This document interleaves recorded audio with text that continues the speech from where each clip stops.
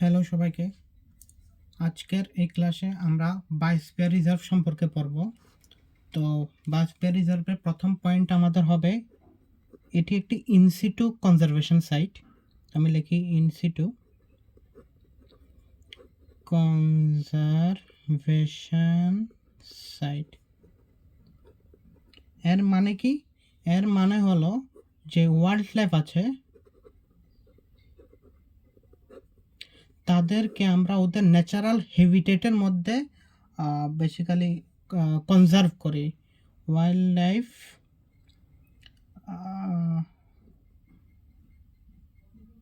in their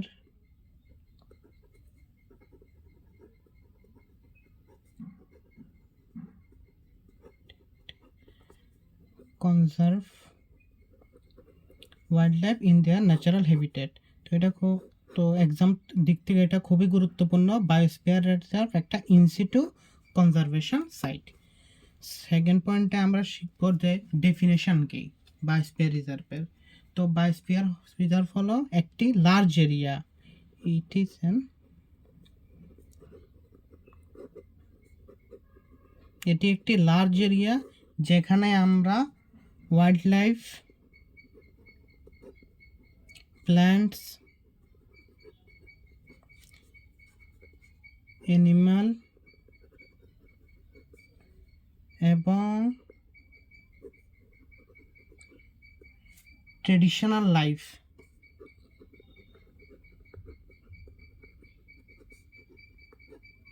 of the tribals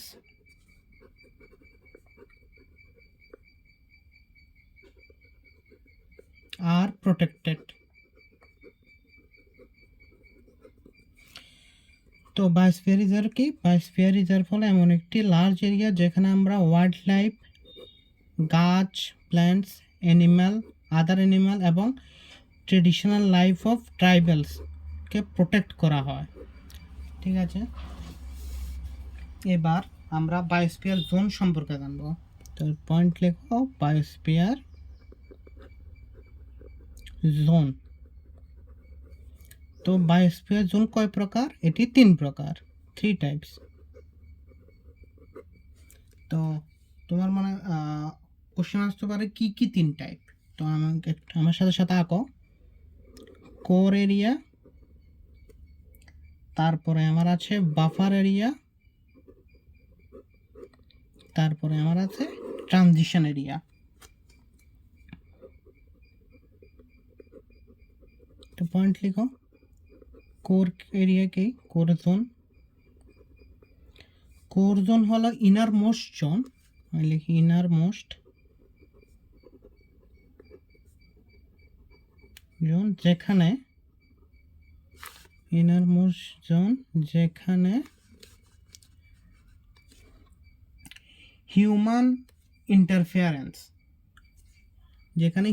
interference is totally restricted, যেখানে human interference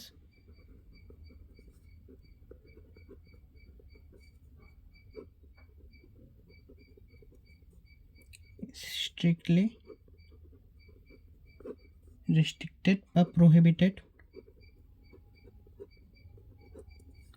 human interference is strictly prohibited। Second area হলো আমার কি? Buffer area, buffer zone.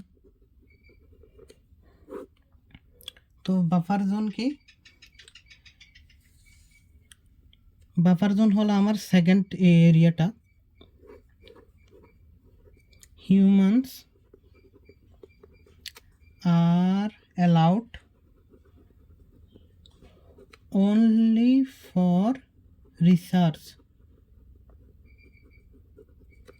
and education related work।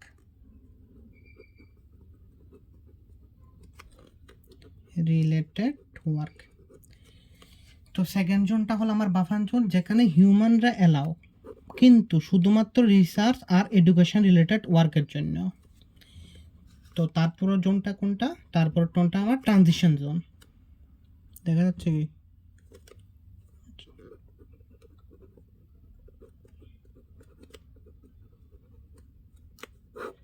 Transition zone কি? যেখানে human activities আর allowed,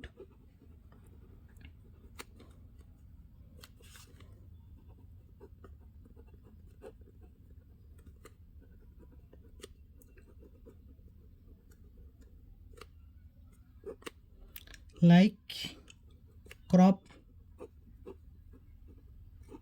তারপরে তোমার forestry,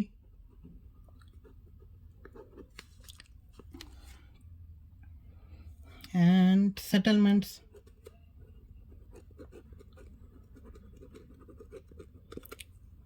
ঠিক আছে, তো এই পেজে আমরা কি কি জানলাম? এই পেজে আমরা প্রথমে জানলাম বায়োস্ফিয়ার রিজার্ভ একটা ইনসিটু কনজারভেশন সাইট, খুব ইম্পর্টেন্ট ইনসিটু ওয়ার্ডটা। তো ইনসিটু আর এক্সিটুর মধ্যে ডিফারেন্স আমরা পরের ক্লাসে শিখব। তো ইনসিটু কনজারভেশন সাইট কি?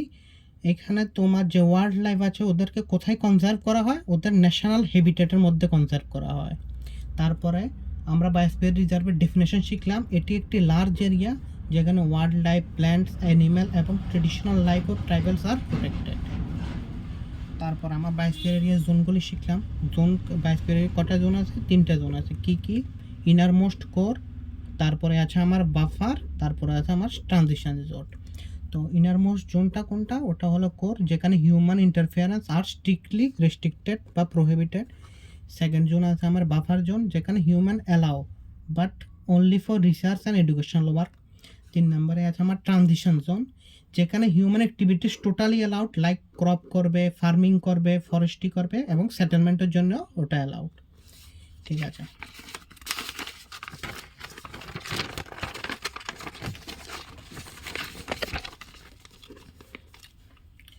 এবার আমরা জানবো হলো কি কয় ইন্ডিয়ান বায়োস্ফিয়ার রিজার্ভগুলি সম্পর্কে। তো লিখি, তো ইন্ডিয়ান বায়োস্ফিয়ার রিজার্ভ,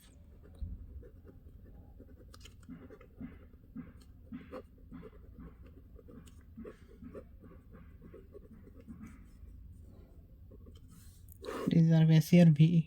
ঠিক আছে, তো ইন্ডিয়াতে অ্যাজ অফ নাও টোটাল 18টা বায়োস্ফিয়ার রিজার্ভ আছে। অ্যাজ অফ নাও ইন্ডিয়াতে টোটাল 18টা বায়োস্ফিয়ার রিজার্ভ আছে। But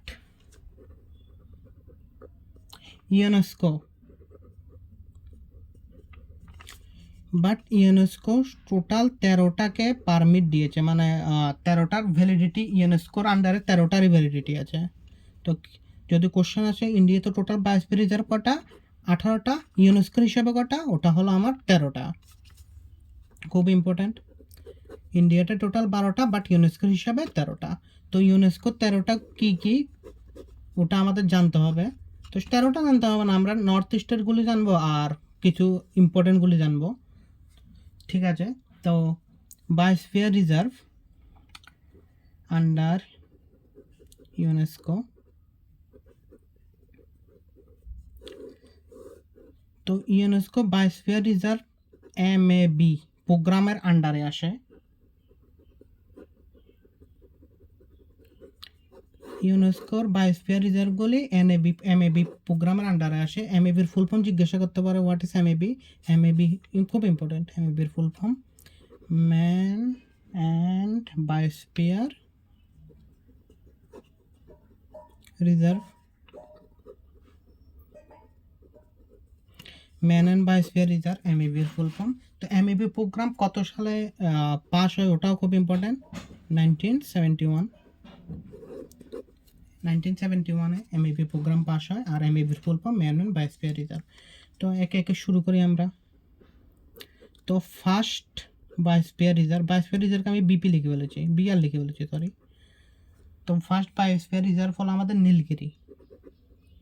Nilgiri biosphere reserve. তো কোশ্চেন আসতে এটাও খুব ইম্পর্টেন্ট যে ফার্স্ট বা ওল্ডেস্ট বায়োস্ফিয়ার রিজার্ভ হলো আমার নীলগিরি বায়োস্ফিয়ার রিজার্ভ। কোথায়?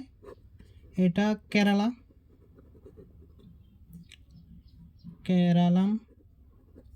Tamil Nadu and Karnataka.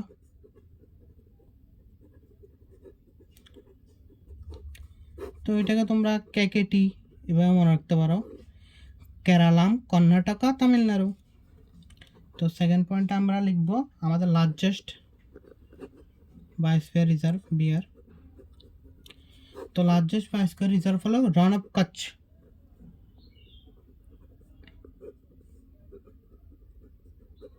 Ron of Kutch কোথায়? রন অফ কচ্ছ, রন অফ কচ্ছ গুজরাটে। রন অফ কচ্ছ কোথায়? রন অফ কচ্ছ গুজরাটে। তো আমাদের first biosphere reserve Nilgiri biosphere reserve. Largest biosphere reserve হলো আমার রান অফ কচ্ছ, যেটা গুজরাটের মধ্যে পড়ে। এবার আমার আরেকটা জানতে হবে, যেটা হলো কাঞ্চনজঙ্ঘা।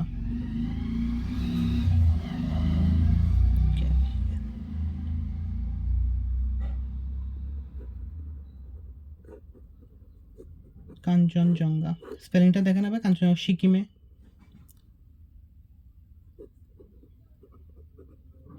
সিকিমের কাঞ্চনজঙ্ঘা। তো কাঞ্চনজঙ্ঘা কেন ইম্পর্টেন্ট? কাঞ্চনজঙ্ঘা ওয়ার্ল্ডের highest mixed heritage site.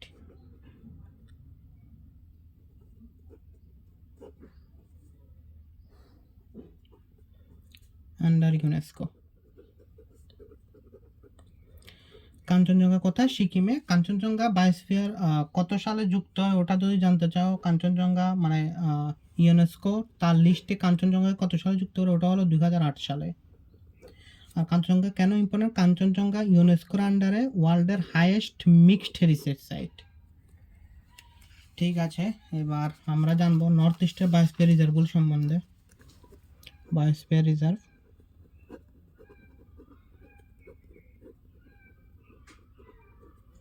in northeast।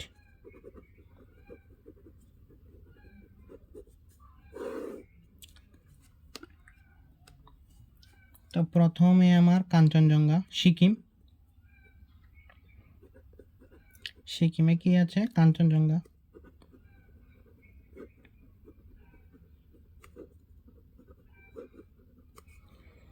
তারপরে আমার আছে তোমার অরুণাচল প্রদেশ।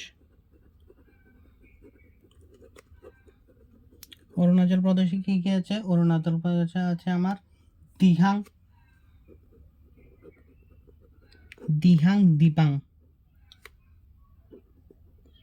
দিপাং। তারপরে আমার কোথায় আছে? আসামে আছে। আসামে কে কে আছে? আসামে আছে মানস একটা ন্যাশনাল পার্ক। তারপরে আছে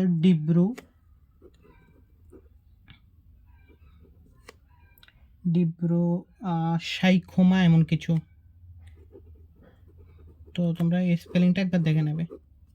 আসামে দুটা। তারপরে আমার আছে মিজোরামে নেই, মেঘালয়তে আছে। মেঘালয়তে কি আছে? মেঘালয়তে আছে আমার নরকেক।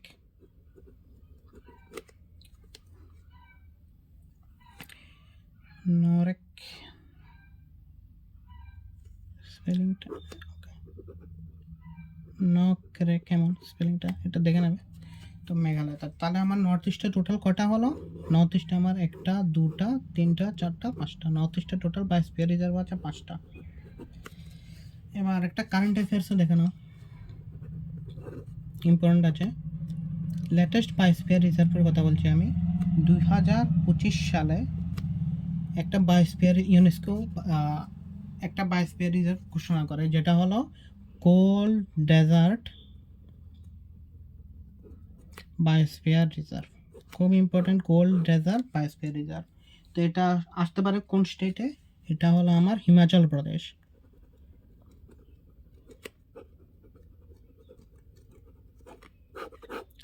তো এতটুকুই। তো আশা করি তোমরা ভালোভাবে নোট বানিয়েছো এবং নোটটাকে 2-3 বার করে রিভাইজ করবে। আর এমসিকিউ তো প্র্যাকটিস করতেই হবে, এমসিকিউ ছাড়া তো হবে না। তো আশা করি তোমরা এমসিকিউ প্র্যাকটিস করবে। তোমরা আমার হোয়াটসঅ্যাপ চ্যানেল জয়েন করতে পারো এমসিকিউ প্র্যাকটিস করার জন্য। তো চ্যানেলটাকে লাইক এবং সাবস্ক্রাইব করে নেবে। ধন্যবাদ।